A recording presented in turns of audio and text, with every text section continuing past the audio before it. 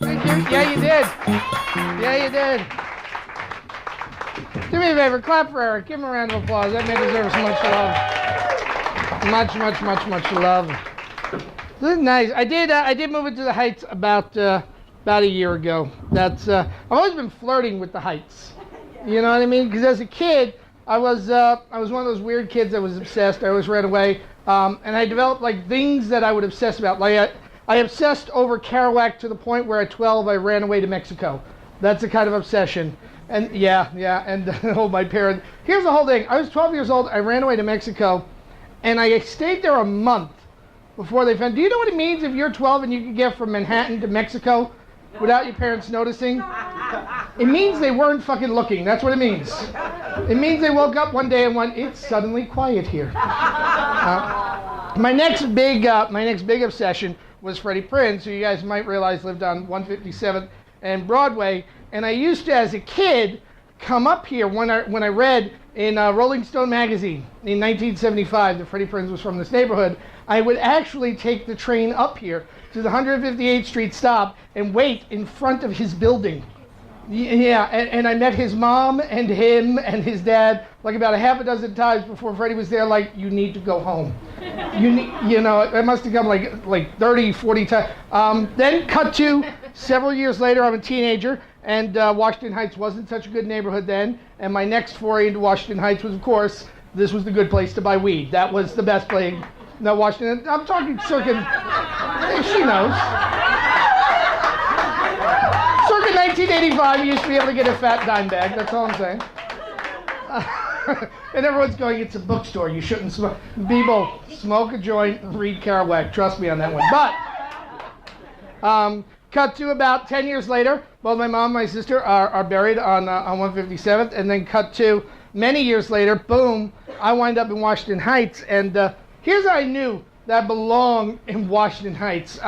First day, I'm leaving my new apartment. I live on 161 and for Washington. I'm leaving my building, and I'm walking, and I got my headphones on because you have to have your armor on in New York City, you know what I mean? So I started with the earbuds, but then when I moved up here, I realized that the crazies will still talk to you when you have the earbuds on. So I got earphones now, and like not even smaller. I got the kind you can see from a fucking satellite. I got, like Nerf balls on my ears. And they start approaching me to like 30 feet, and they go, "Oh no, we won't get his attention," and they leave. But so I'm walking, and I got the headphones, and I'm walking down the street, and I kicked a rat, and neither one of us broke stride, and that's the moment I knew.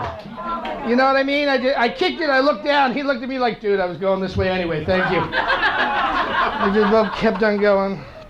To fit in here, I actually scared people the first couple of days I was here because, like, this neighborhood is gentrifying, but my building is not.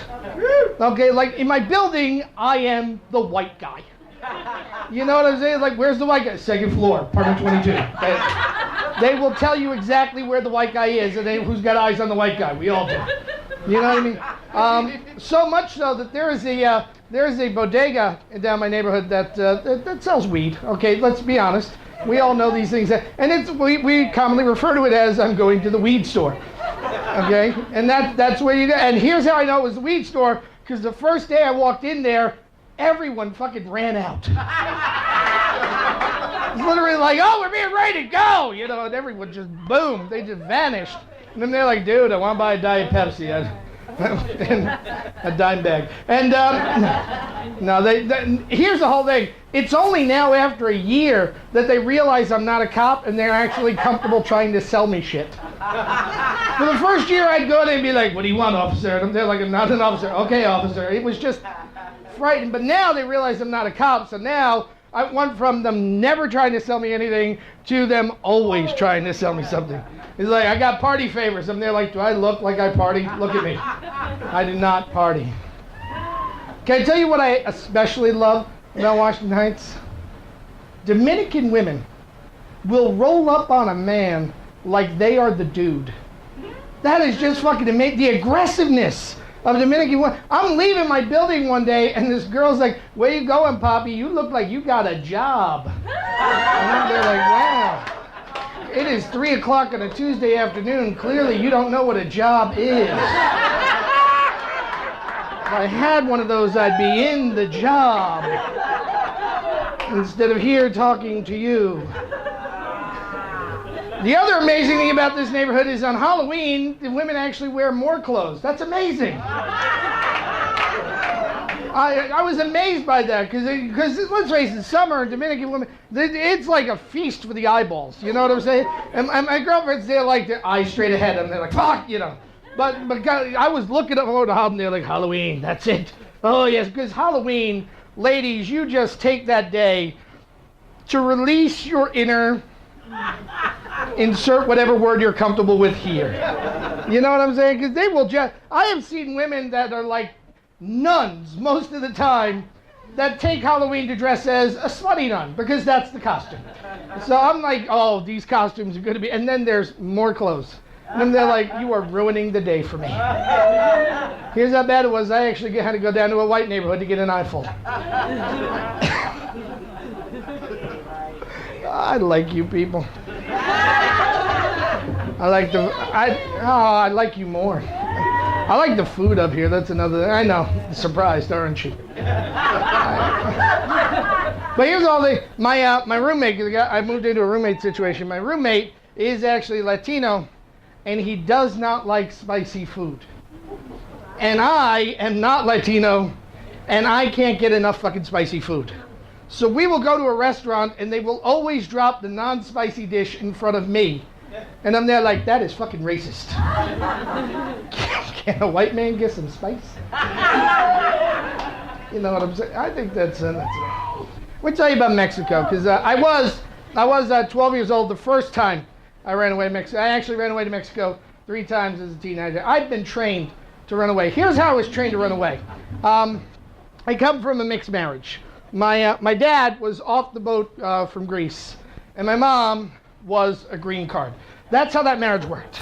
Yeah, it was very convenient. So my mom's family was Irish, and very racist. So my dad was essentially the darkest man my mother could marry without getting shot in 1959. So, you know, when I would go, my mom, and we lived in Yorkville, which is on the Upper East Side, and we lived in a railroad apartment. Are you familiar with railroad apartments? Don't have too many of them up here, but there were 3 kids in a railroad apartment with my parents, which meant there wasn't a lot of fucking going on. So every once in a while, my parents would just drop us off at my grandparents in the Bronx, which is practically 3 blocks from Poe Park, 196th of Valentine, and they would leave us there so that they could get a little bit freaky back in Yorkville. But I was a latchkey kid, and I'd been riding the subway since I'm 6, and I absolutely hated my grandmother. Like absolutely hate. Like when she died, and they said, "Are you coming to the funeral?" I said, "Nope, I'll take your word for it that she's dead." That's the hatred. Yeah, it was deep. So they would drop me off there, and I was also one of those freaky little kids that never slept. You know those kids? We've all got one of them in our family. You know what I'm talking about? You go in their room 2 in the morning to check at them, and they're sitting up, the eyes wide open. That was me. I was one of those freaky kids. So I would wait till my grandparents fell asleep, and then I would leave their apartment. Of course, I'd leave the door unlocked because I was hoping someone would kill them. I'd leave their apartment. I would then walk the 5 blocks to the train station on 204th Street, take the D train to 161st, switch for the number 4 train to 86th Street, where I'd switch to the number 6 train to 77th Street, walk the 5 blocks, and by about 6 in the morning, I'd be home in my own bed, and then I'd hear the screams at about 7:15, and my mom woke up and found me in my bedroom. Would be like, ah! So I had trained them to run away. That's what I did at a very early age. So I would go missing for periods at a time and then just suddenly show up again. So when I was 12, I was obsessed with the book On the Road by Kerouac. Here's how obsessed I am with it. I can spot the book from like a mile away. Like we're walking by the bookstore and I'm there like it's in the window. That's how bad I am with it. It is. It's right in the corner over there. And so I looked up. I was also one of those rare smart kids. So I knew that in the book, Kerouac describes getting on a southbound train and taking it from New Jersey into Amarillo, Texas, where he would switch for a train with Spanish writing on the boxcar to get into Mexico. So I went to the New York Public Library and looked up the train schedules. And I found out that if I went to Hopewell Junction, New Jersey, I could get a southbound train into Amarillo, and I did the exact same thing, and I crossed, and I went on a train with Spanish writing, and I went down into Mexico, and it sounds romantic, right? And 12 years old, riding the rails like a hobo. It's kind of sad, but here's what they don't tell you about. It's 8 days. They don't move very fast. In 8 days on a boxcar, while it might sound romantic, that's 8 days of no hygiene. Not bad hygiene, no hygiene. That's 8 days of essentially crapping off the side of a boxcar. Yeah, and let me put it to you this way, that was probably the best smell the entire trip. So, I switch. I get down into Mexico, and I'm there like, okay, this is fun. And I get the train all the way to a town called Salina Cruz, Mexico. Well, I know, I thought that was the dead Spanish singer too. But I get down there, and I jump out, and there is a sound your feet make when they hit the mud where you automatically know you're getting rid of those shoes. There's a certain squishing sound where you just go, I don't want these anymore. So here's the upshot of it, because there's a whole lot to this, but I'll just cut it real short, because my parents did not notice nor report that I was missing. And the people in Mexico didn't arrest me or pick me up, even though I was 12 years old, because here's what I did. Since I didn't speak Spanish, I would just stand and nod at people when they would talk to me. So I looked like a little lost retarded boy. They would just sit, and I just nod, and here's the whole thing. So I picked up odd jobs, like I handed out towels in Acapulco for a while. For a while I was picking fruit in Mexico, which is really fucking ironic when you think about it, people. Here's how bad it is. I am the only white person I know to be deported from Mexico. I'm gonna leave you on that fine note. Have a good night, guys. Thank you.